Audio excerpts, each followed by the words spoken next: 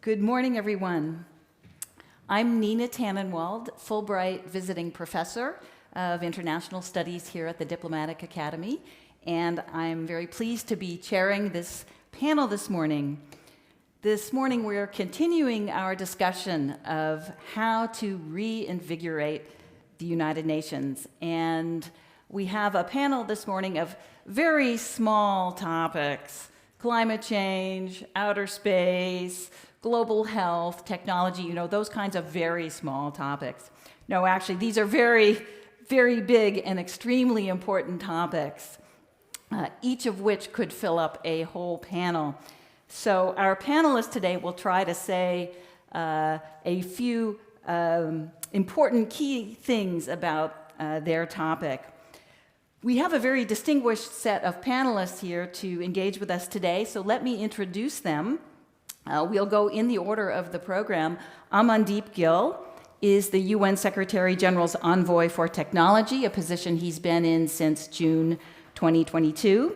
He has an extensive background in efforts to regulate emerging technologies. Previously, he was the Executive Director of the Secretary General's High-Level Panel on Digital Cooperation. He's also worked on the governance issues of artificial intelligence in lethal autonomous weapons, on the ethics of artificial intelligence, and on a new international platform on digital health and artificial intelligence.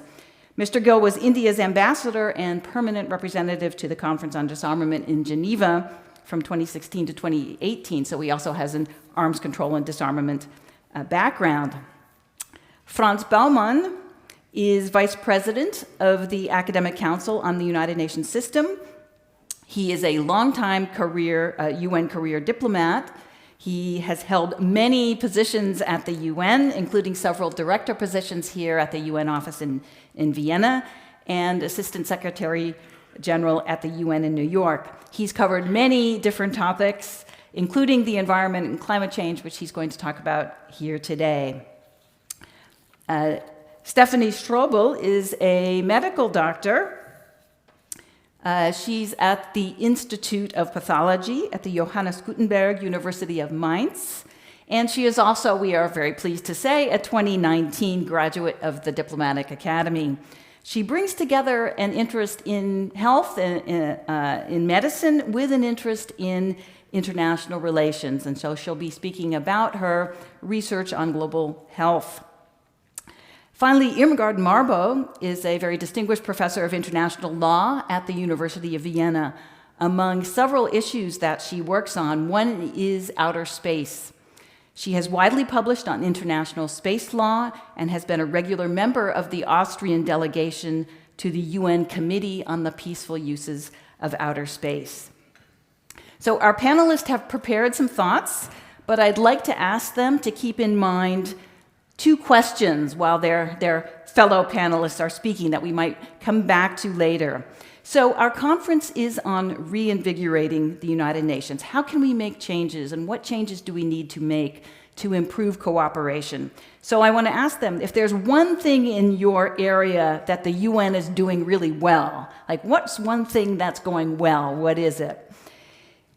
At the same time, if there's one area that's going really badly, that no progress is being made, that there's a stalemate, it's not working, an area that needs drastic change in something, maybe the norms, the procedures, the venue, what is that? So one thing that's going really well, one thing that's going really badly that's not working. And so that's actually the first question. The second question is, when you think about change in your issue area, is what's needed incremental change, some modifications, or is the change that's needed more radical in your view, more significant change? Okay, so we will begin with Amandeep.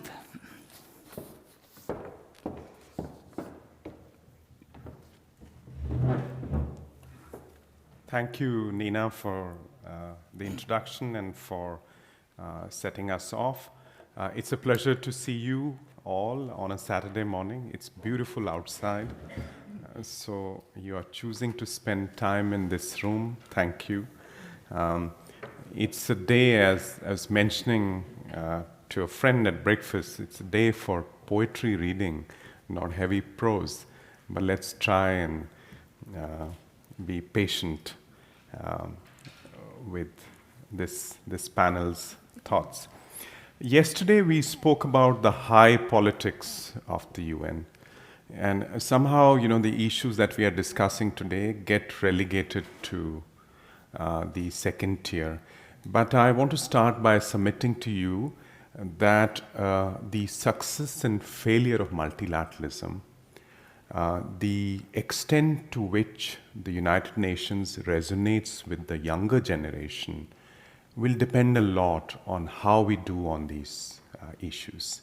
So in fact, these are more consequential issues for the future of the UN than what might happen at the Security Council, because there we have very, very complex structural challenges to overcome.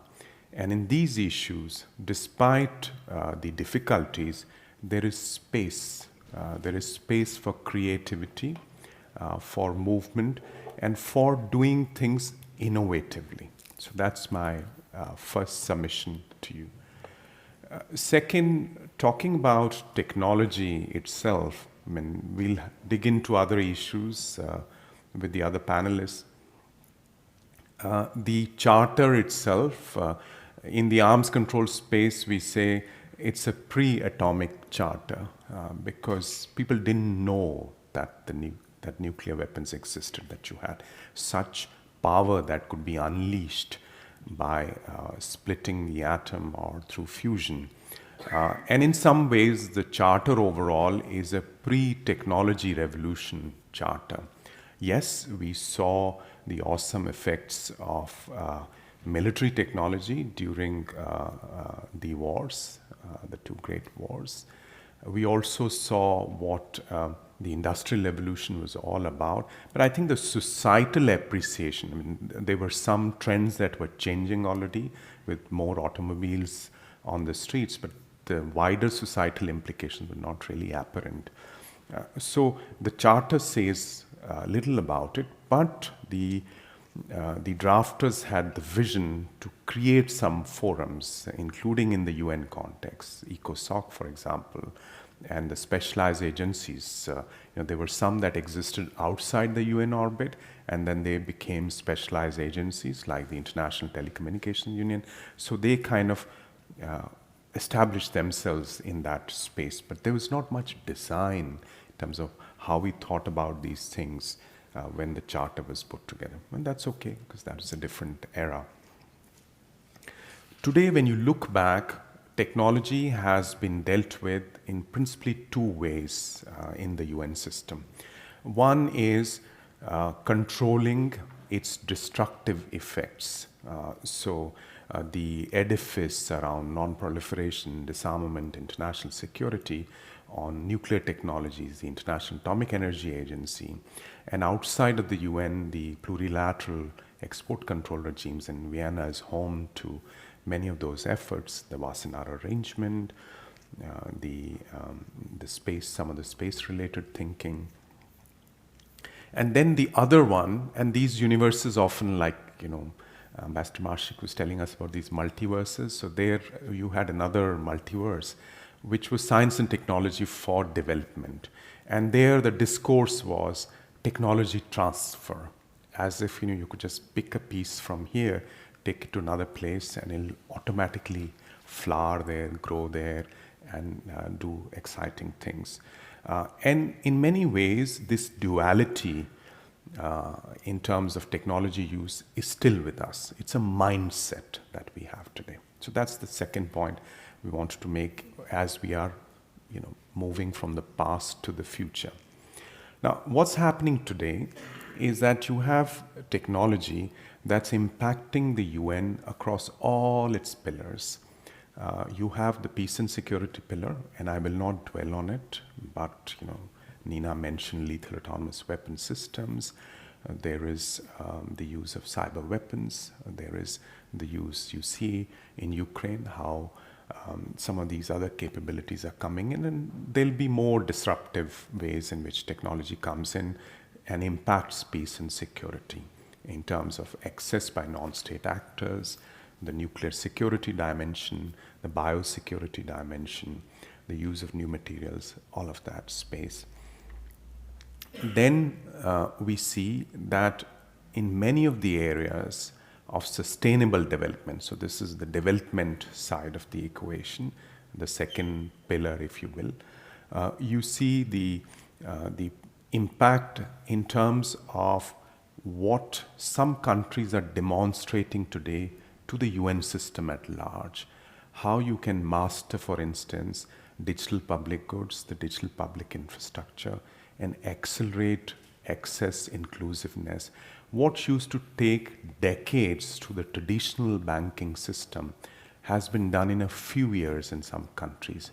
And that's a paradigm shift in how you approach sustainable development.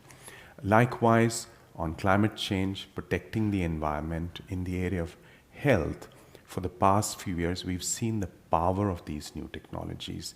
Genomic sequencing, how the SARS-CoV-2 genome was uploaded through a digital platform called Gill, set up only a few years back after the bird flu virus experience, and how that was used to accelerate the development of vaccines. So you're seeing that impact today. And then if you look at the third pillar, the human rights pillar, let's call it the societal implications pillar. Now this is where our duality kind of breaks down, is that many of these technologies are having a global society-wide impact on the way we have thought about democracy, about human rights, about fundamental freedoms, about human choice, human agency, something that we didn't pay that much attention to earlier.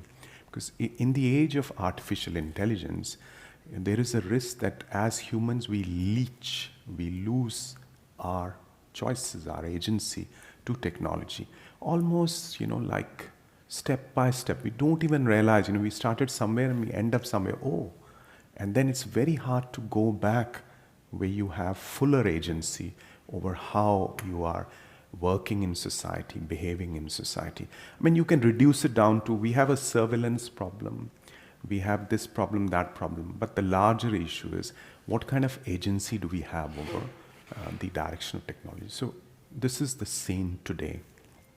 Now, I want to move towards the last part of my presentation by talking about what is it that the multilateral system can do for technology governance. And that's the topic of my talk. And I want to come to Nina's questions as well. So governance in the traditional sense, we think of rules and we think of mechanisms to implement those rules, to hold people accountable.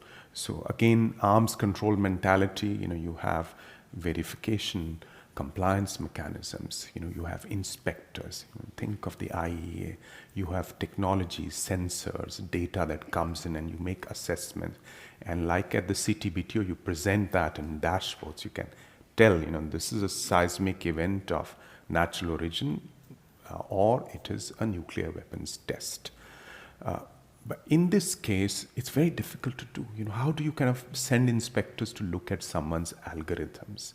How do you make sure that a code that's been written to recognize cats from dogs or objects on the street in terms of the condition of roads from military targets, it's impossible to do with our traditional methods. So we have to approach this differently.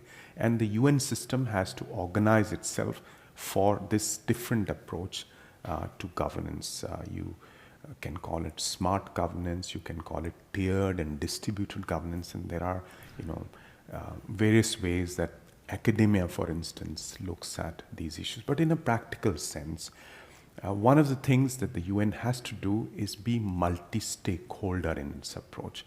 At the end of the day, this is about multidisciplinarity, because we are seeing impacts across various disciplines, and the technologies itself themselves are becoming more combinatorial. It's very hard to say, this is biotechnology or this is digital. Digital is actually cutting across all the other technology fields. So you have to think in a multidisciplinary fashion. And you can't only think in terms of governments, because the private sector is a key player. What the Facebook community rules do, or what the thousands of content moderators do on the various social media platforms, is beyond the capacity of most judicial systems today, most law enforcement systems, most implementation systems. So you have a huge gorilla in the room, that's private sector setting the rules, shaping the way we interact with each other, way we use technology. So you have to find a way to bring them in. And of course, civil society, because as I said, the societal implication, and also the transdisciplinarity, the coding community, the engineers. I'm a recovering engineer myself. You tend to think, there's so much power, I can change the world. You think the rest of the world is like, a little kind of behind on this, and you have something special. It's a mindset again, and again very different from what doctors build up as. Look at the Hippocratic Oath, and there is a certain kind of ethical grounding to what you do as doctors, which often engineers, you say, that's social science stuff, it's not what we do. So you have to bring that multidisciplinarity in, and that civil society, academia, others can bring into the equation. So I submit that's one of the principles we have to adopt as we go forward. And finally, from where I sit, we have a huge focus on digital technologies. So over the years, past few years, we have developed a multi-stakeholder approach to internet governance. How do we make sure that there is one global internet, that it's not siloed, it's not fragmented, it's not manipulated by governments or certain interests. We've developed a focus on addressing the digital divide, who has technology, who doesn't have technology. It's a bit like the old paradigm, access to technology, but it's much more about empowerment. It's not only connecting to the internet, but it's also meaningful, affordable connectivity. And this is not a north-south issue. If you're just downloading content, if you're a content consumer, and if you're not participating, you're not, as a child in a middle school told me, if I'm in someone else's story, that's not good. I have to be doing my own story. So it's about empowerment. So those issues are kind of current and important for us. And lastly, how do we bring countries together to address the governance gaps? Because these things don't respect borders, like climate change or pandemics. So we have to address them in a collaborative fashion. And we have to address them in a way that the other stakeholders are there. So that's what we're trying to build for the Summit of the Future in 2024 through the Global Digital Compact. A compact, to the international law specialist here, it's not a treaty, but it's not a declaration either. So again, it's an attempt to be smart, give some agility to ourselves to be able to tackle the technology policy challenges. Nina's questions. What's hopeful? I think this new approach and the space that's opening up today, going to the Summit of the Future. What's a little depressing is that in the UN system as a whole, the issues that really matter today, gender, climate change, environment, digital technologies, they are not really part of the thinking in terms of the regular budget. So we have old mandates, they are important. But what is really current today, it's all being shoved into extra budgetary, voluntary contributions.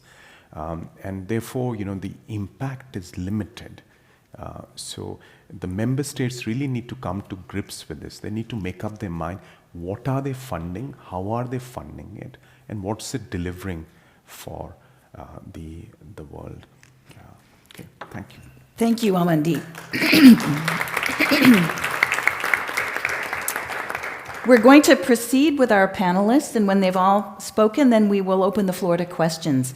So our next speaker is Franz Baumann, who will be speaking about climate change. Good morning, everyone, and thanks for being here. earlier, the advantage of being on the second day is people are fresher. And the advantage also of the second day is one can refer a bit to what was said yesterday. So I was struck by two things yesterday. One, that the UN's original mandate, peace and security, development and human rights, misses the big thing today, which is climate change, which is cross-cutting. The other one that Ambassador Marshik yesterday told us that he lives in 3 UN spheres in New York, namely the Russian war against Ukraine, secondly, the angry South, and then thirdly, a sulking Russia. So all of these things are, I guess, are true.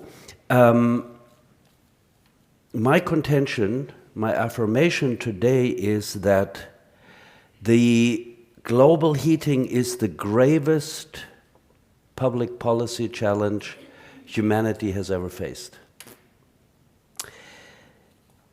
Global heating is not only a problem of politics, but it is a problem of physics. And delaying or obstructing the move away from fossil fuels is actually the gravest policy failure of the current time.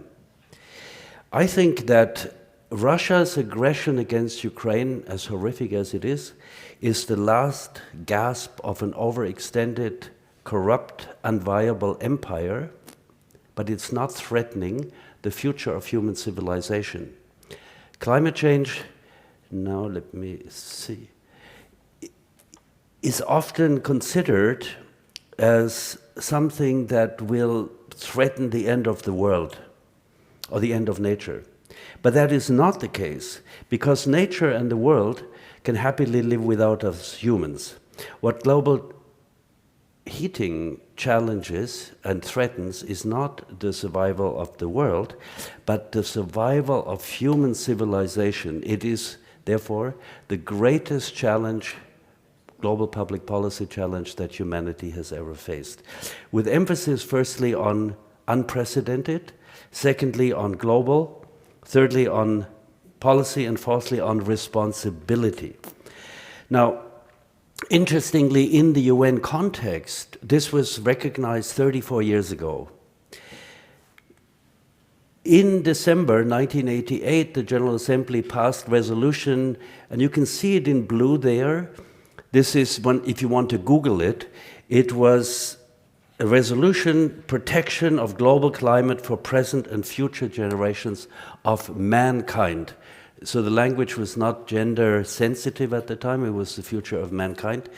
And this resolution, path-breaking, recognized the importance of climate change, but it also created the Intergovernmental Panel on Climate Change. It's a child of 2 UN institutions, namely UNEP in Nairobi and the World Meteorological Organization in Geneva, both winners of the Nobel Prize with Al Gore in 2007.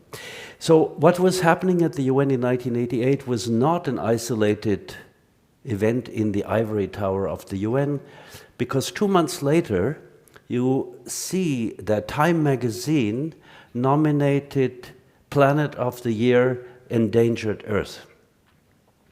So a few years later, namely 3 years later in 1992, in Rio, the Earth Summit took place, and that was a wake-up call. So the UN took the lead from these resolutions, but also to the Earth Summit in Rio, which then led in June 1992 to the signing of the Framework Convention on Climate Change. And what is often forgotten, the very next day, the Convention on Biological Diversity was also signed at Rio. So that was the UN at its best, because it employed its convening power, it established norms, it got countries to show what their aspirations were. For instance, President Bush father, announced in Rio, the US will continue to lead the world in taking economically sensible actions to reduce the threat of climate change. this was 31 years ago, continue to lead. So what has happened is certainly not as promised in Rio. So in answer to Nina's questions, what are the good things that happened in the field of climate change? Well, firstly, the understanding of climate became much more granular. A consensus emerged among scientists from around the world in geology, geophysics, geochemistry, paleontology, oceanography, atmospheric physics, meteorology, glaciology, and many other fields, including economics and international relations, political science and philosophy. In the science field is no disagreement anymore about the threat of climate change. There is no other mechanism comparable to the IPCC. Hundreds of researchers appraising tens of thousands of peer-reviewed papers and basing conclusions on a systematic, consensual, word-by-word scrutiny. As I said, this is not happening in any other field in the world. Also positive, I would say, is that climate activism is now a force to be reckoned with. It was not so 5 years ago. It became a force, if one wants to time it, in 2018. Greta Thunberg at Katowice in December 2018, which led to an extraordinary global movement, Fridays for Future. Now, that was certainly positive. Also positive, frankly, was the Paris Agreement of 2015. We could talk about later why Paris was a success in 2015, where it was not a success from 1995 onwards. Let me show you, sorry, jumping ahead a little bit. The first COP under the presidency of my chancellor, recently Angela Merkel, she was then German environment minister. She was presided over COP1 in Berlin in 1995.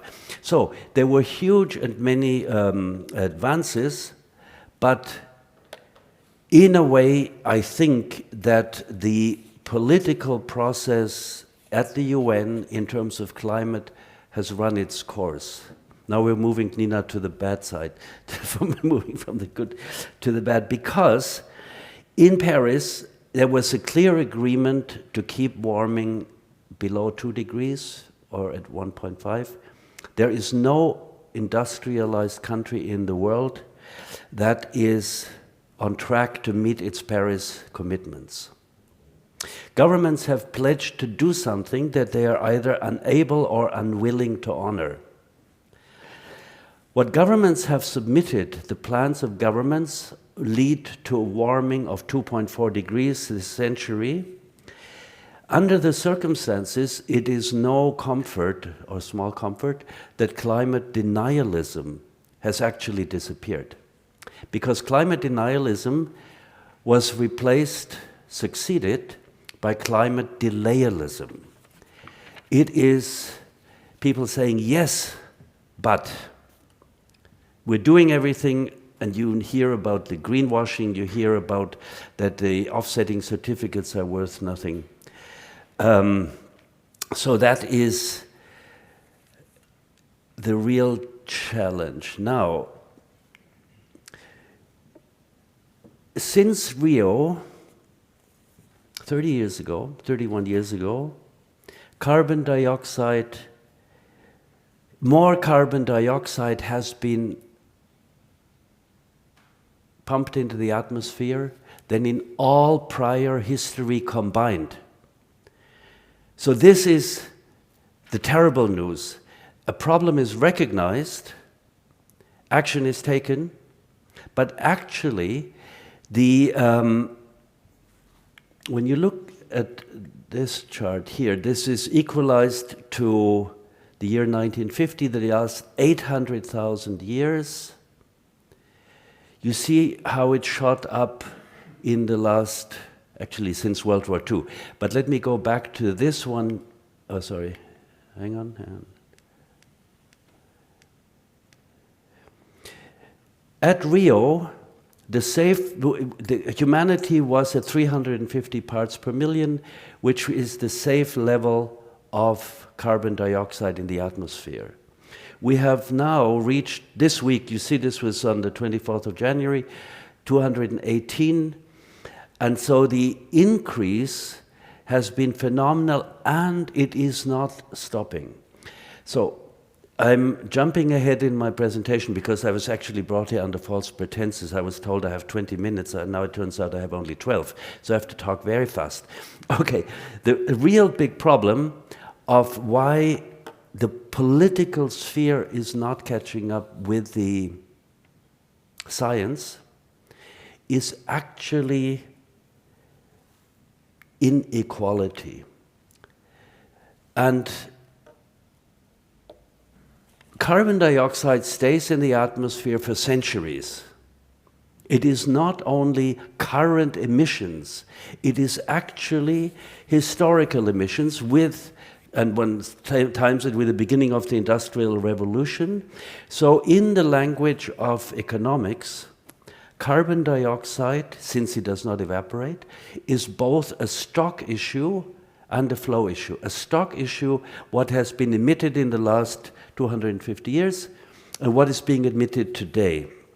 Now, in the UN context, especially in the climate context, one still speaks of developing countries, very much insisted upon also by developing countries, because historically, developed countries emitted 76% of carbon dioxide that's in the atmosphere, and developing countries 24%.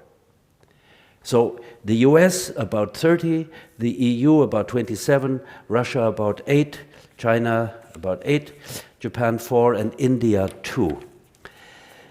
This brings me to the next thing, which is global inequality.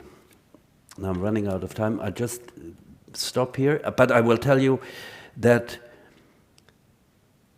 the global emissions are 6 tons of carbon dioxide per citizen on Earth.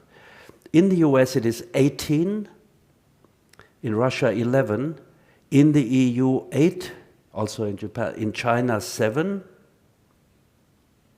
much of it because it has become the workshop of the Western world. But also 7 tons, I want to underline this, 7 tons of carbon emissions is what Germany emitted per capita in 1885, 137 years ago. Our wealth in Europe is based on carbon emissions.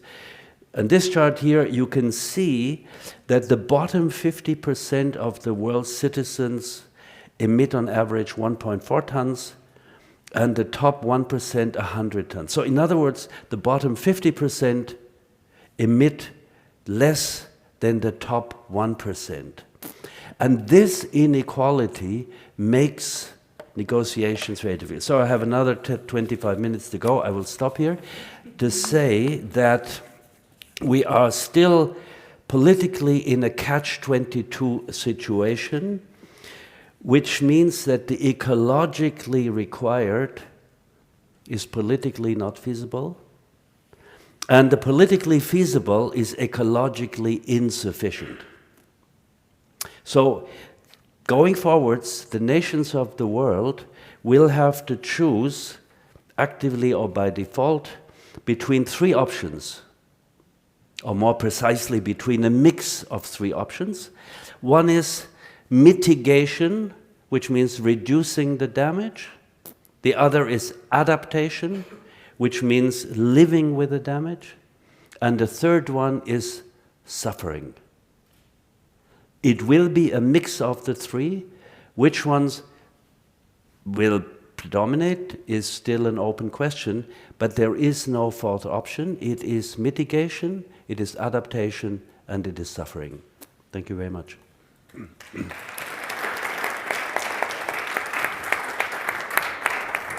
Thank you, Franz, for that somewhat sobering talk. Stephanie will now talk about global health. So, good morning, everyone. I would like to give or provide a brief overview of the current global health landscape so we have a common ground to discuss later. So before we talk about global health governance, we need to define what we actually talk about. So what is health? And it's not as straightforward as you might think. So according to the WHO's constitution, health is a state of complete physical, mental, and social well-being, and not merely the absence of disease or infirmity. And that's already quite remarkable, as health is not only not burdened by disease, but also, here it is mentioned, like the mental and social dimensions of health. But just think about the links to housing, to nutrition, to sanitation. And it is, of course, great that this definition includes all of these dimensions, but of course it doesn't make it any easier if you want to say where health ends. Just think about you personally, what affects your health, but then how to define it properly. It's a bit difficult. The agency to deal with health, of course, in the UN system is the World Health Organization, with the objective of the attainment by all peoples of the highest possible level of health. The World Health Organization is a coordinating agency and not a first responder, which is usually forgotten in case of emergency. Of course, the World Health Organization is not the only organization in the global health arena. So there's other international organizations such as UNICEF or the World Bank having mandates that stretch out over dimensions of health. On the one hand, because of the interlinks I've just talked about. On the other hand, because it's a bit historical, that in post-World War II times, there were a lot of populations on the move, with a lack of housing, poor hygienic conditions, and carrying a lot of infectious diseases. With disaster relief, of course, you have a lot of prominent NGOs. So the International Red Cross Red Crescent Movement or Médecins Sans Frontières. So these organizations were mostly funded by physicians in response to certain crises, for example, the Biafra War. But there's a multitude of other actors. For example, other international organizations, such as UNAIDS, which intended to streamline all the programs that have been out there in response to HIV/AIDS in the 80s and 90s. There's public-private partnerships, such as the Gavi, that's trying to provide access to vaccines. There's funding mechanisms, such as the Global Fund, and there's philanthropies, such as the Bill and Melinda Gates Foundation. And of course, it's an advantage to have so many actors that could fill the gaps that the back then global health architecture provided. But on the other hand, it makes it very difficult to integrate everyone. And this process is, or has been described as hollowing out WHO, because a lot of authority and funding has been channeled away from the UN agency and to other actors. And one structural problem is that these actors are not really structurally integrated within WHO. Because of course, WHO has a forum for member states and democratic processes for these member states, but it doesn't integrate other actors, basically. On the technical side, there's a lot of cooperation going on, probably because it's easier from one technical officer to another, but politically, not really. But that's not the only structural problem of the World Health Organization. One is that there's no sanctioning or dispute settlement mechanism in place. So if there's a breach with legally binding agreements, such as the international health regulations, there's nothing the World Health Organization can do about it. Also, if countries do not fulfill responsibilities under legally binding agreements, for example, with regards to reporting or capacity building, there's nothing that can be done. There is theoretically a blame and shame mechanism, but the WHO can't use it because of the chronic budget deficit. And the budget deficit has led to a regular downsizing of staff. So when there has been a crisis, usually the World Health Organization was not really fully equipped to respond. Plus, it shaped how the budget is set up. Because the WHO's budget consists of 20% assessed contributions, so the contributions member state ought to pay, but of course usually they don't, but that's another side of the story. But more than 80% of the budget is voluntary contributions. And what this means is that member states and respective also other actors can provide earmarked funding for projects that are according to own actors' interests. So this basically means that there is a global health agenda that is democratically agreed on within the World Health Assembly, but 80% of the projects are funded earmarked that sideline these democratic processes. And of course, states have an incentive to interfere with global health, because everything that deals with health, of course, has a link to national security interests. Because not only human security, as you can see now, that's a picture of the early COVID-19 days. It's not only about human security, but it also health evidently affects travel and trade. And which is like not making it any easier is that traditional diplomatic processes are being used. So usually the career diplomats negotiating health-related issues, they receive their mandate from the Ministry of Foreign Affairs. And that's, of course, how it's supposed to be, and they have to go with the raison d'etat. But, of course, if it comes from the Ministry of Foreign Affairs, it's not only technically about health, and also the technical dimensions of health make it a bit difficult, because usually the technical side of health problems comes from the Ministry of Health or strong national scientific institutions, such as the RKI, for example, in Germany. But this means that these recommendations are based on scientific evidence, and it's difficult to deviate from that as a career diplomat. And this makes compromise very difficult, because one country might come to completely different conclusions based on the scientific institution's methods, based on the situation on ground. Then to find a compromise is rather difficult. And all of this leads to the problem that there's countries that have a greater say than others. And like in other fields, we have a sharp divide between the global north and the global south, with the global north being very dominant. And how so? Well, one example you've already seen, so the WHO's budget, for example, and the voluntary contributions. Then, of course, there's a possibility for national influence in other processes within WHO. For example, the determination of public health emergencies of international concern. Just think about the early days of COVID-19 and how the WHO had to praise China for transparency, just to not to lose access to information. And there's also smaller processes, for example, the election or re-election campaigns of the Director General of WHO, which is deeply political.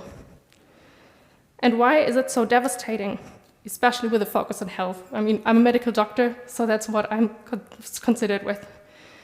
So there's a completely different set of interests with regard to the burden of disease, because the global north's burden of disease is 80% consisting of non-communicable diseases, such as cardiovascular diseases, such as chronic respiratory diseases, and metabolic diseases such as diabetes. But the global south still burdened with 60% infectious disease. And also the capabilities are completely different.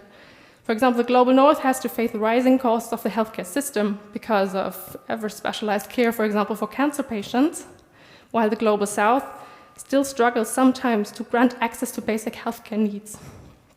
And this is also, it's a bit difficult because, of course, everybody would agree on very ambitious goals, that we need to strengthen healthcare systems, but then sometimes the global south can simply not live up to it.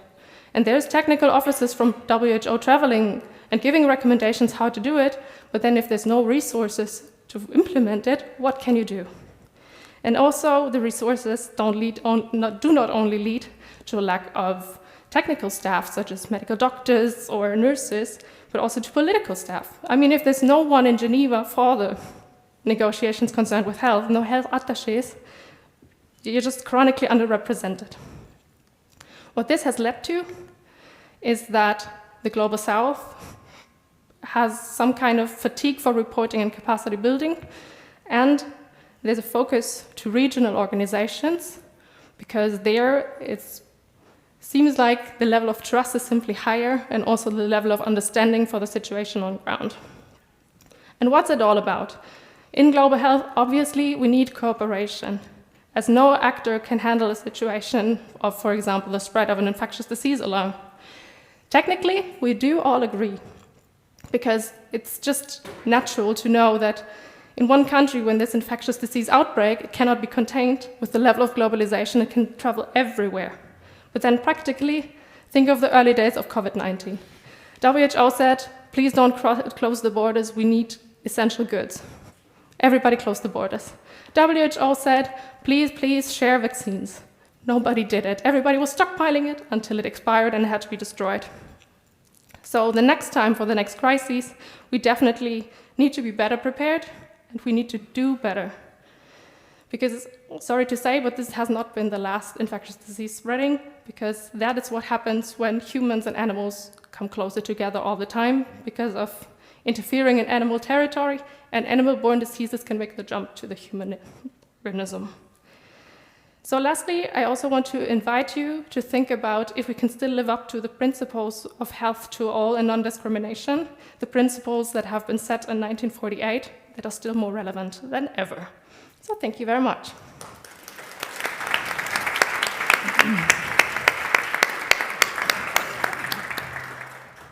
Thank you very much, Stephanie.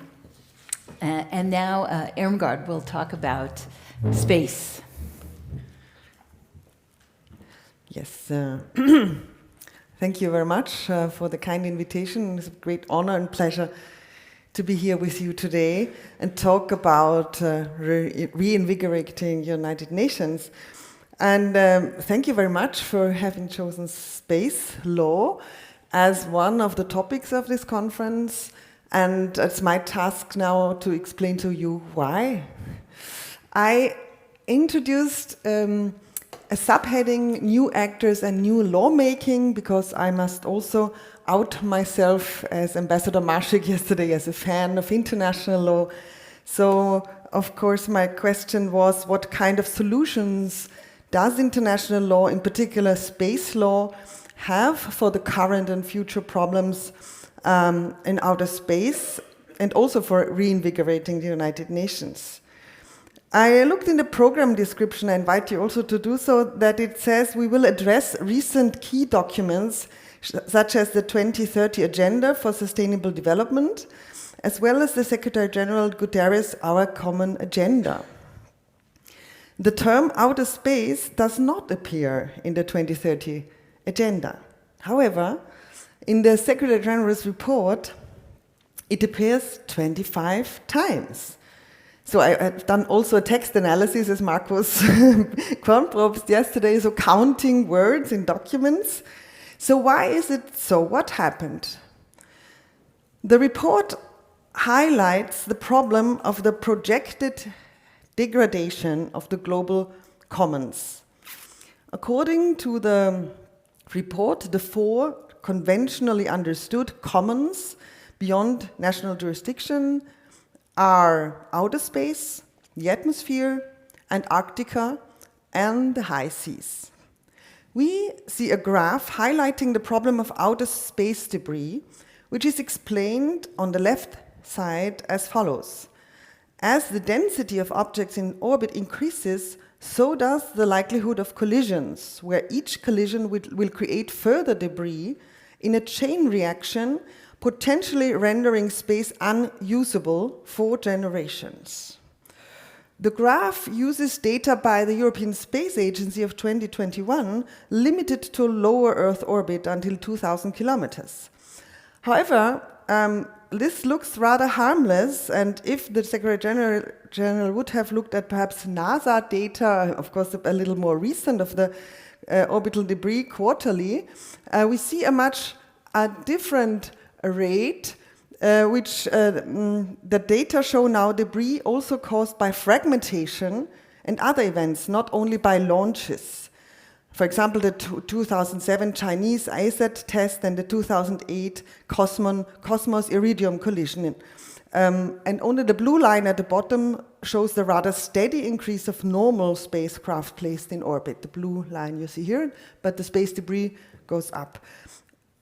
Even more drastic increases can be witnessed in a chart here, which is based on UNOSA data. So the United Nations Office for Outer Space Affairs, which is the office which implements the tasks of the Secretary General provided in the UN space treaties, and they show these drastic increases. The drastic increase of launches in the last 3 years. 2022, last year, 2,163 objects were launched. In 2021, more than 1,700, 2020, 1,200. And in comparison to 10 years ago, where there were only 144 launches. And in 2022, Amazon, Google, SpaceX, and Facebook announced also the need for thousands of satellites. So why do we need so many satellites? Originally, the focus of the use of satellites was on the geostationary orbit, the GEO satellites, in an altitude of 36,000 kilometers altitude around the Earth.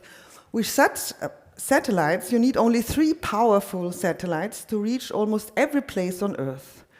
However, they are far away, 36,000 kilometers. They need a lot of power, are very expensive, and they have the problem of latency. This means the duration of the signals from Earth to the satellite and back. This leads to delays which are increasingly seen as not tolerable. So we need to put satellites much closer to the Earth in the LEO, the low Earth orbit, until maximum 2,000 kilometers. Here you do not have latency. The satellites can be smaller and much cheaper. But you need many more satellites than just 3 in order to cover the entire Earth's surface. In addition, the need for more bandwidth, which allows more users at the same time, is a reason for launching so many satellites. This is necessary for global communication and navigation, which we are aiming at in our times. So what does international space law, or international law in particular the United Nations, have to say to this problem?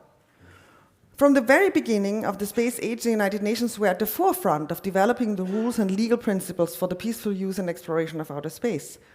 After the first satellite Sputnik 1 was launched by the Soviet Union in 1957, the General Assembly agreed already in 1958 on important legal principles.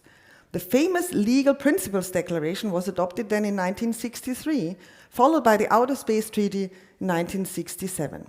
The Outer Space Treaty is the basis, the constitution of international space law. It contains the most important legal principles, such as the freedom of use, non-appropriation of outer space, responsibility and liability, registration, as well as non-discriminatory use and due regard, as well as the prohibition of environmental degradation. The Rescue and Return Agreement of 1968 followed, a liability convention, more specific rules on liability, registration convention, and the Moon Agreement. After this first codification process, UN General Resolutions on Principles followed until 1996. They responded to further technological developments such as direct broadcasting, Earth observation, nuclear power sources, and the benefits of developing countries. The last set of UN General Assembly resolutions started in 2000 and ended in 2013, and they were all related, and there are 3 of them related to privatization and commercialization. While at the time of the so-called space race, mainly the 2 superpowers, US and Soviet Union, and a few other states were dominating, and an important interest was to demonstrate technical capabilities and the potential of military use. Only later, civil and commercial uses have increased. We see now the increasing interest and activities of private actors. The problem of too many objects in orbit of space debris and collisions was not envisaged in the treaties and in the General Assembly resolutions. So the Space Agency were the first to address this problem, starting with 2002 with the first set of IADC space debris mitigation guidelines, and this committee, Interagency Space Debris Coordination Committee, consists of national space agencies and the European Space Agency, or national and regional space agencies. They focus on technical safety and reliability. Some orbits are particularly polluted or endangered, so the geostationary orbit and the LEO, the low Earth orbit, in particular between 700 and 800 kilometers. And one tool also is to limit the time in orbit. After the usable time, objects should not remain in Earth orbit for more than 25 years. However, this 25-year rule is already overtaken by the development since its first formulation in 2007. Much shorter time limits are now necessary. What we have now are these technical guidelines, an industry standard. However, it did not remain only an industry standard. The UNCOPOS, the United Nations Committee on the Peaceful Uses of Outer Space, took up this model and took it as a basis for guidelines of which became the UNCOPOS guidelines of 2007. They reflect existing practice as developed by national and international organizations, mainly here the IADC. But they are also not binding. They are guidelines, but they are already more than an industry standard. Are they a recommendation? Not really, as they are only an annex to the annual General Assembly resolution on outer space. The COPOS continued, however, on this work at addressing space debris and other challenges, and started to elaborate the UN COPOS guidelines on the long-term sustainability of outer space activities. A work that was concluded in 2019 and adopted or submitted to the General Assembly in 2019 and contains 21 guidelines. These are currently the latest development in this process. It concludes with 21 guidelines, including extensive commentaries to explain their meaning in detail. And the focus here is on implementation at the national level. So they are directed to member states that should implement them faithfully in the national regulatory framework. So who are now then the private actors which they should address, mainly? It's really interesting. I had recent data on these launches of 2022. 90% of these launches were procured by companies financed by private investors. 90%. And 2021, $800 billion were spent by private industry into the space economy, despite the economic downturn. We see then here in response to this increased interest of private actors also in the space resource area. Here the International Space Resources Governance Working Group started with a consortium. It was an initiative supported by the Dutch government under the lead of Leiden University with other universities in the consortium and NGOs. But invited on the right side, you see members and observers, a whole range of different actors, industry, state representatives, international organizations, academia, and even individuals as experts. I think this was an interesting endeavor, and I had the honor to be part as an observer, as an individual observer, which elaborated 20 building blocks for the use of space resources. Now we will see how they will be included in the newly created working group on space resources, starting its work in the legal subcommittee of UN COPOS. So we see already an institutionalized, somehow, inclusion of the actors in this decision making. And my last slide is now on the key proposals for the future. The Secretary General gives some key proposals on the peaceful, secure, and sustainable use of outer space. He proposes, it's a little small here. In the title you see a multi-stakeholder dialogue on outer space as part of a summit of the future. Even though I've heard yesterday from Markus Kornprobst that the dialogue is the most abused term in the document, and it's not a compact, it's not an agreement, it's nothing, it is the most, perhaps the lowest level you can get. However, I am here positive to see that this moves towards a global regime to coordinate space traffic and to agree on principles for the future governance of outer space activities.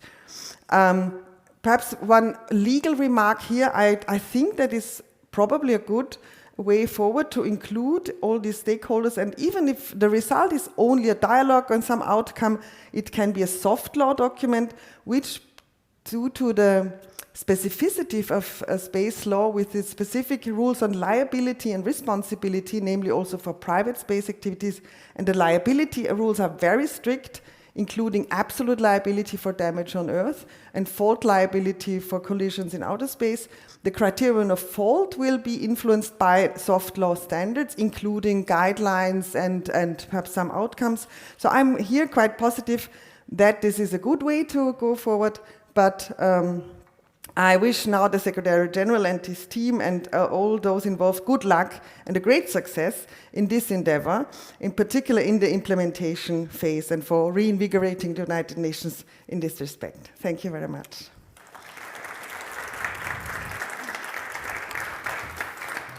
Thank you very much, Irmgard, and thank you everybody for sticking very closely to your times. So we now have about 20 minutes, maybe a little bit more. I'll press on the director a little bit, to have a discussion. So I would like to open the floor to questions, and I will group the questions and take 3 questions, and we will also take questions from our Facebook audience if they exist. So let's begin right here. So thank you very much for a very interesting panel discussion. My name is Alexander Klimburg. I'm from the Institute of Advanced Studies in Vienna. Until recently, I was the head of the Center for Cybersecurity at the World Economic Forum, and also before that ran something called the Global Commission on the Stability for Cyberspace. I wanted to put 2 questions to the panel. The first was regarding global governance, and in particular the term multi-stakeholder. So Amandeep, yesterday in your comments at the Austrian Foreign Ministry, but also today, you highlighted the importance of internet governance being connected to this idea of multi-stakeholder governance. The civil society, the private sector, government, all working in their respective areas. Now, this term is being used everywhere. As we see now, it's even being used within the space discussions, which I think is a relatively new entry. And for instance, in the ad hoc committee for negotiating the cybercrime treaty, that is also being negotiated in Vienna 2 weeks ago, we even saw the term multi-stakeholders be used, which is effectively a catch-all phrase for non-state actors that are not covered by ECOSOC. Now, having participated in most of these discussions over the last 6-7 years, I would like to ask you in particular, but also the rest of the panel, how is the term multi-stakeholder evolving? And a second question that I have to ask, since it came up due to this very interesting last presentation by Irmgard Marboe, I would like to ask something regarding law, and in particular, the status of the legal concept of the common heritage of mankind. For those of us interested in global commons, that's always been quite an interesting legal theory. Is it dead? If we look at the Outer Space Treaty and the Moon Treaty and similar, but also the ways we are approaching the recent discussion, both regarding climate change, pandemics, but also disruptive technology. Is this a dead concept, or is it possible to resurrect it? Thank you very much. Okay, this gentleman right behind you.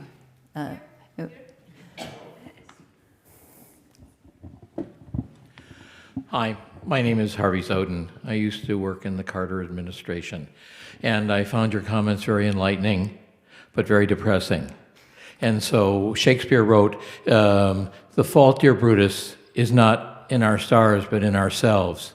So my question is about how we motivate ourselves to address all these issues. So my friend, Dr. Baumann, I don't think the environment is the most crucial issue, but it's one of the existential issues. But if we don't solve global public health issues, we're not going to be here either. If we don't get the space regime or technology right, we're not going to be here either. So I guess my question is, and if you look around the room and see that I guess most of the people here, you could consider them elites or opinion leaders, but there's so few of us left today. So we're the hardcore. How do you motivate people to massage, to influence, to affect international organizations, especially the UN and its specialized agencies, to provide input and also to be knowledgeable about these issues, to motivate them, to motivate the decision makers to make decisions. So in 50 years, when our grandchildren may be alive, how do we ensure that they will be alive? Thanks. Thank you. All right, let's take the young woman in the back here.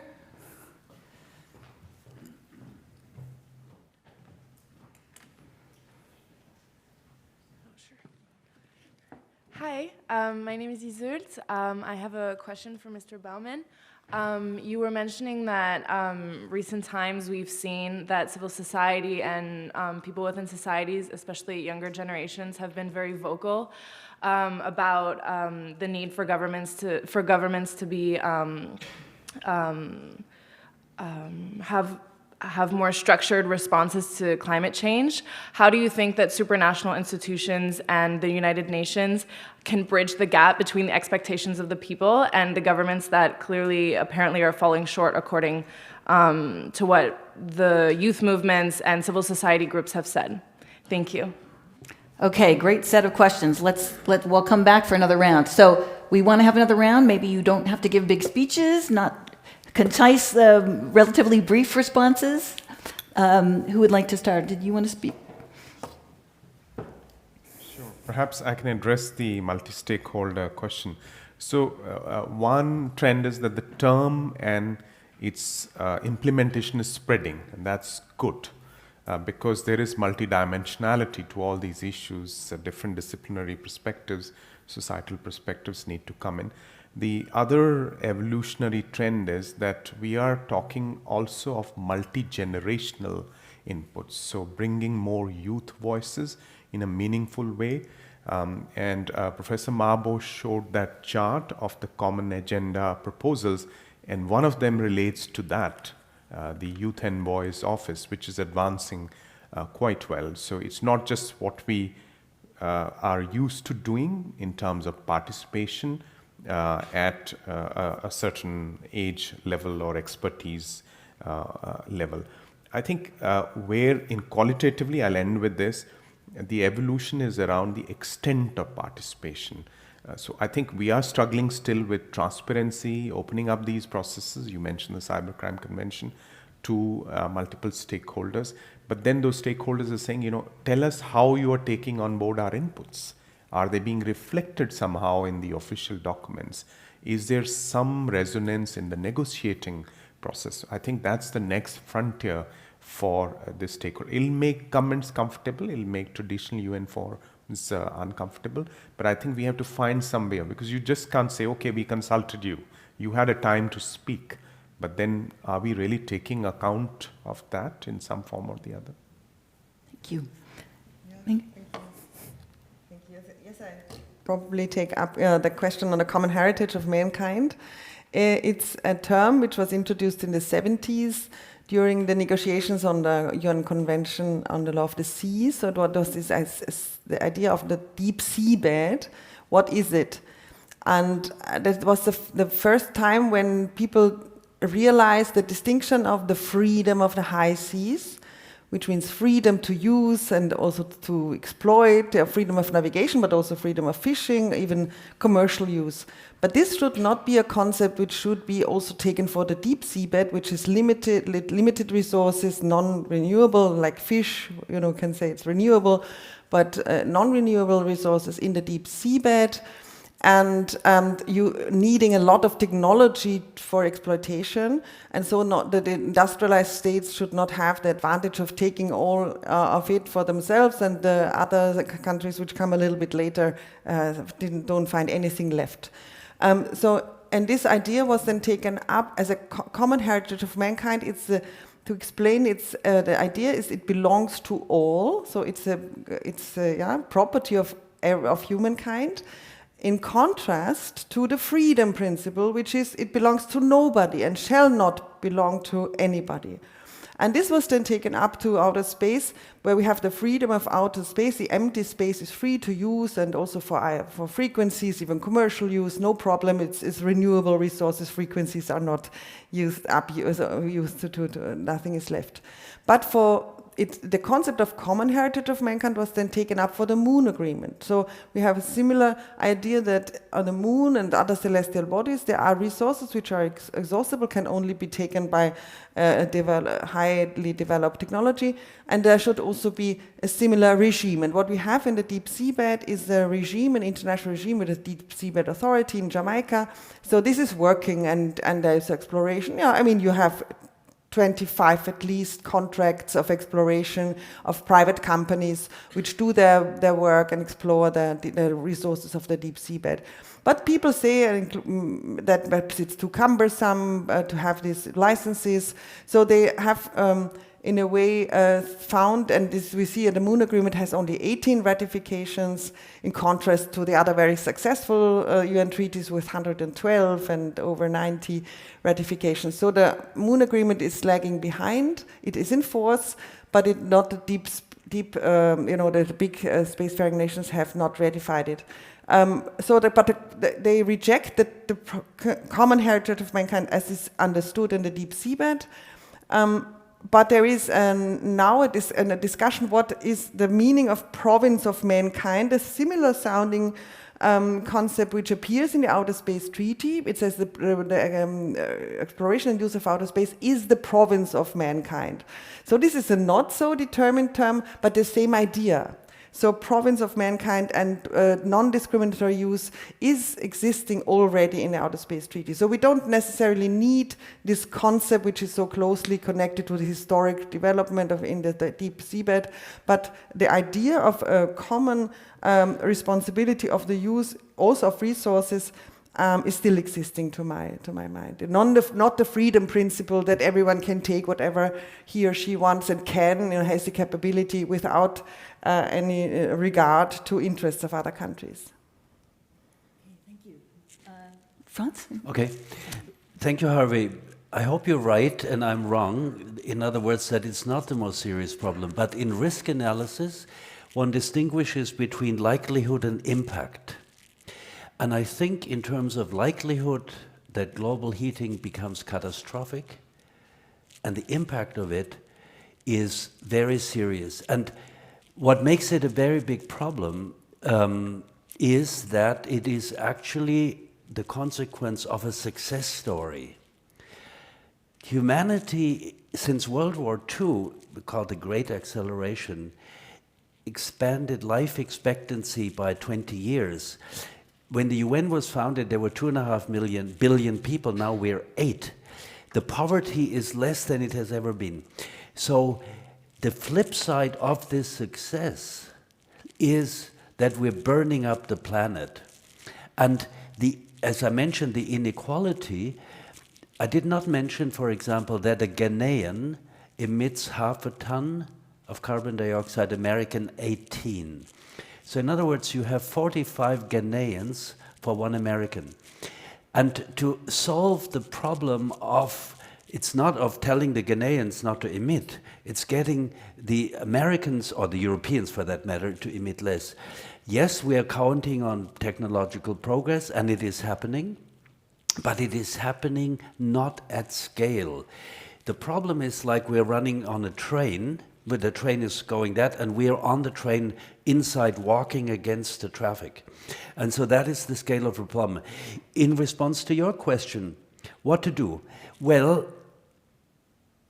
learn about it, study about it, get active. There is no silver bullet. It is a political challenge that has to be based not on polemics, but on knowledge, and on the UN values of fairness, equity, negotiation, and so on. So that's the only thing that I can say. I'm not sure it will solve it quick enough before it spins out of control, but I have no better solution. The ignorance, the level of ignorance about the problem is still very wide, not as wide as it had been 10 years ago. But I wish that there would be more consensus of where we are and what has to happen, so that governments, in their own interest, so that they will not be accused 20 years from now of predatory delay, that they will actually do what needs to be done. It has been said that winning slowly is the same as losing. And we're winning it slowly. I just wanted to jump in on this. So to bring this back to the UN, it seems to me what you've said is that the UN has done a very good job of consolidating knowledge about climate change, and to the extent that there's a significant consensus now about climate change. But the UN has not been able to convey the sense of emergency to get states to take action. So is the UN at the limits of what it can do, that it can consolidate knowledge, but then getting states to really act on it? Is there more that the UN can do in that part? And that, I think that to me seems to me to be the big question right now. Maybe I'll let you think about that, and we'll go to Stephanie for some. Did you want a response to one of these, a multi-stakeholder? I would more aim for the motivation question, okay. Because I think that's, like, in my experience in the UN organizations, there's plenty of people with a great level of motivation, because that's what makes them go to work in the morning. The problem is that most of the time these individuals might not be heard. But it's my personal hope that in a moment of crisis, when it's put to the test, the ears are getting a bit more open for these people. And I can only speak from a global health perspective. For example, when SARS-CoV-1 spread in 2003, this has led to the international health regulations as we have them today. And it's a great legal document that's still valid. And that's my hope for COVID-19. Of course, it was devastating, but if the result is, for example, a pandemic treaty or a revision of the international health regulations, then we have won something. So me personally, I think that in a best-case scenario, we have a lessons learned from the crisis we face. And that is hopefully the momentum when all these motivated people that are out there are about to be heard. Thank you. I think, can we take one more round of questions? Okay. All right. Oh, lots of questions. Let's start over here, and we'll go this way. And I want. Hi, my name is Eugene Chen. I'm at New York University. I guess for all three of you, I just have three very quick but interrelated questions. Very quick. Yeah, that's and these the are key very word. policy focused. Number one is, are the proposals in our common agenda sufficient in your areas? Number two, what would be, in order for the Summit for the Future to be successful, what needs to be included in the Pact for the Future? And is the existing UN architecture sufficient to follow up on implementation on those commitments out of the Summit for the Future? And if not, what needs to be changed? Or are the challenges unrelated to structure? Thank you. Great. So we're going to get all the questions out, and then you're just going to pick one or two to answer, okay? You can speak to them at lunch back there, because the questions are important. Okay, thank you very much. I mean, the sense I got it from the four panelists is that we have an ever widening gap between the North and the South, especially for us in Africa. And we know that in 2050 we are going to be, from every 10 newborn in the world, 6 of them are going to be in Africa. We are going to be 2 billion. And with all these challenges we are facing, how do you think, I mean, and with this very widening gap, how do you think, I mean, is there any possibility for us to dream of a poor global governance, whether in technology, in outer space, in health, in climate change? This is my first question. The second question to Dr. Baumann, now how do you see with this unfortunate crisis and polarization, how do you see the big elephant in the room, how can we address the gap in financing climate with this new agenda? Now we think that most of the people are going for security challenge. We are going to have a crisis not only of finance, but also of attention. So how are we going to finance climate at a very polarized world? Thank you very much. Thank you. All right, let's take the student back there. One question, people, okay? One each. One. You can ask your other one at lunch. Hello there, my name is Florian Lehmann. I'm a global studies student from the University of Vienna. Thank you for this wonderful format. I have a question, or rather a comment. I believe it's important that we have a little bit of a perception and paradigm shift. Because as you mentioned, it is a successful story that we had over the last 100 years, meaning that the development of humankind from 2 billion to 8 billion is such a massive success, right? So speaking only about crisis and the end of the world of humankind, not of the world, of humankind, puts it in a little bit of question, are we actually scientific here, right? This is what I'm asking myself all the time. Is this actually, I understand the underlying strategy, policymakers to act, immediately on a certain scale. But are we not lying to ourselves if we tell this kind of story just to get something done fast, in the pandemic and so on and so forth? So, is the world really that bad? Are we really about to collapse? Look at humankind. We are living in the Antarctica. We're living in deserts, under the most severe, conditions. So I don't believe, sorry for that, I don't believe that humankind will collapse like just in an instant like that. And of course, this is not, I'm not saying we're not, we shouldn't act on crisis moments. Or, you know, I don't want to say that the climate change is less severe, as you mentioned with all the data you pointed out.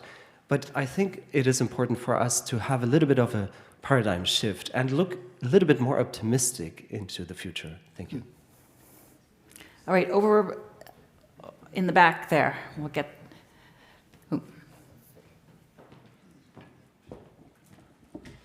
Hi, good afternoon. My name is Gill. I'm a student here at the DA. I'd have a question for Professor Marboe regarding space law. You recently weighed on the fact that a large amount of tech companies were seeking to send a lot of cheap satellites in large quantities into space, and that posed a specific issue with regards to space debris. I was wondering if you could briefly develop on the potential motions or solutions, efforts that the UN or other state actors have put into place to remedy to that issue.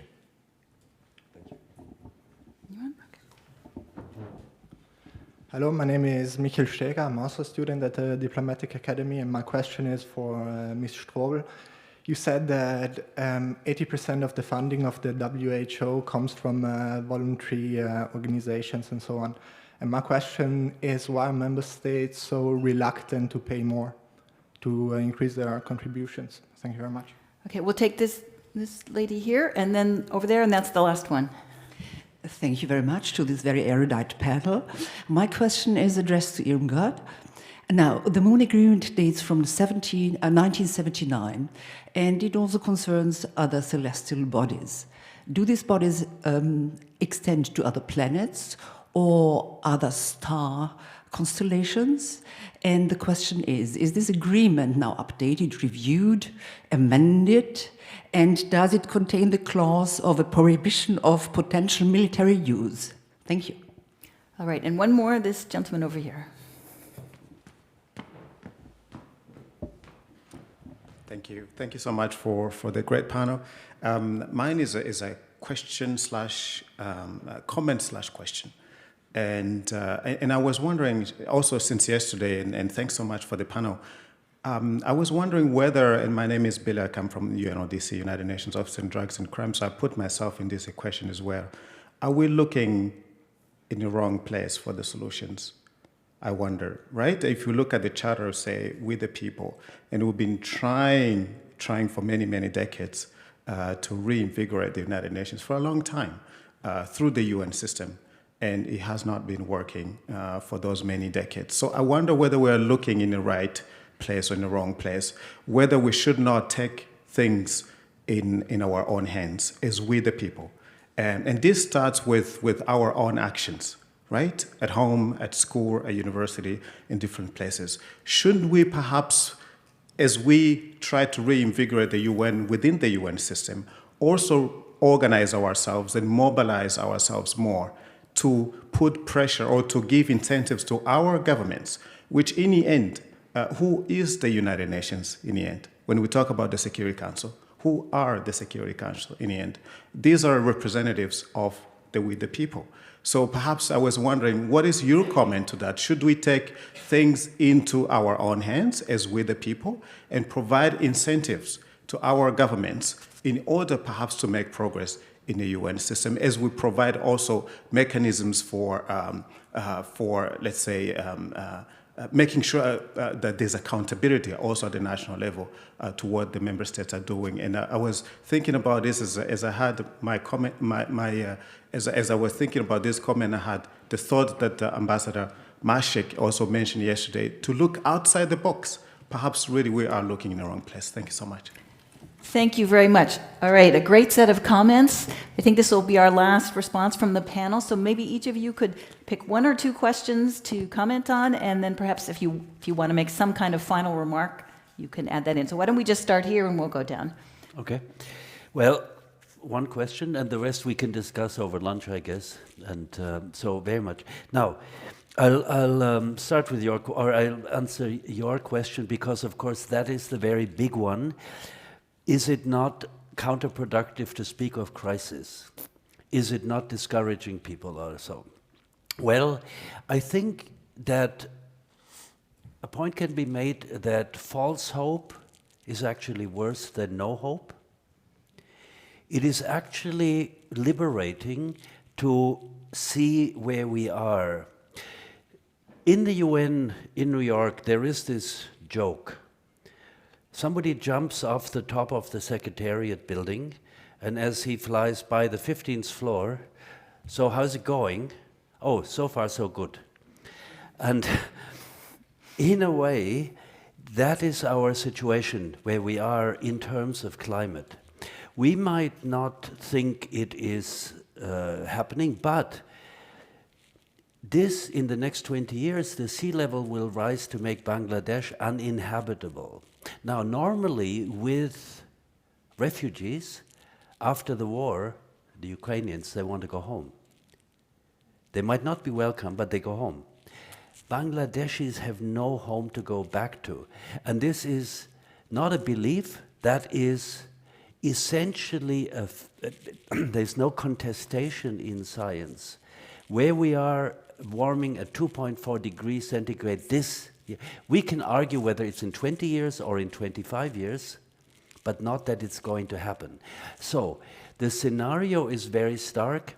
And two more points, if I may, Nina, to make. The UN is unique because of its convening power, not necessarily because it brings up solutions that nobody has thought of, but because it brings 35,000 people to Sharm el-Sheikh or 8,000 to Montreal.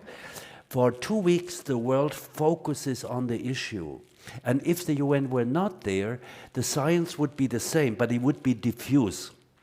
So bringing it together, articulating it, getting the media, getting the NGOs, having that organizational principle with a lofty ideal of the UN common future, that is just priceless. Kofi Annan called it a precious institution that we have to tend to very, very carefully.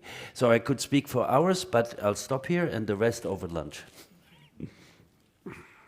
So I would like to begin with my personal question over there, with the contributions. It's a bit difficult. I mean, I cannot tell you why assessed contributions are not being paid. I mean, there's no sanctioning, so it's great. You just don't do it, nothing happens. Amazing.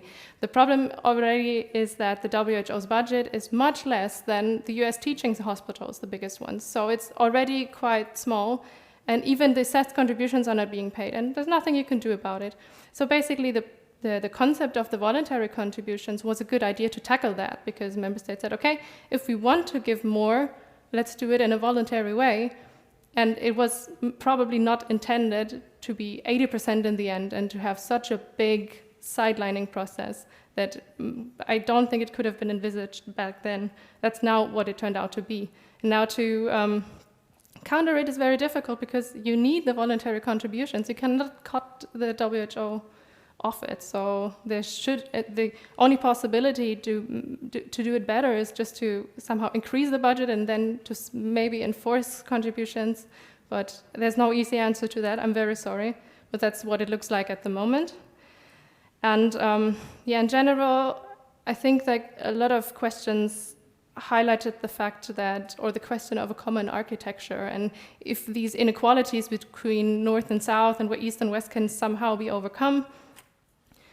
And the answers are very complex and not very easy. I mean, that's why we're here and discuss it in all these facets, I guess. And it might not be possible to reform the whole thing because the UN is what we have and we will have to make the best out of it. And there are small things that we can work on, and I guess it's best to focus on these small things that might decrease the inequalities a little, because if we, of course, I also dream of a system where there's no global North and no global South.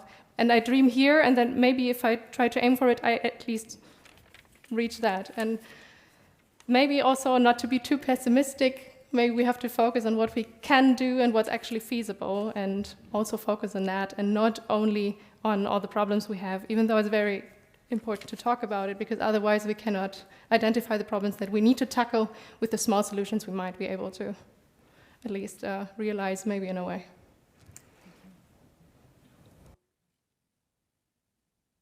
Thank you. So nice questions, and I'll just try and inject some more optimism, as you have advised us, into this. I think the UN is indispensable.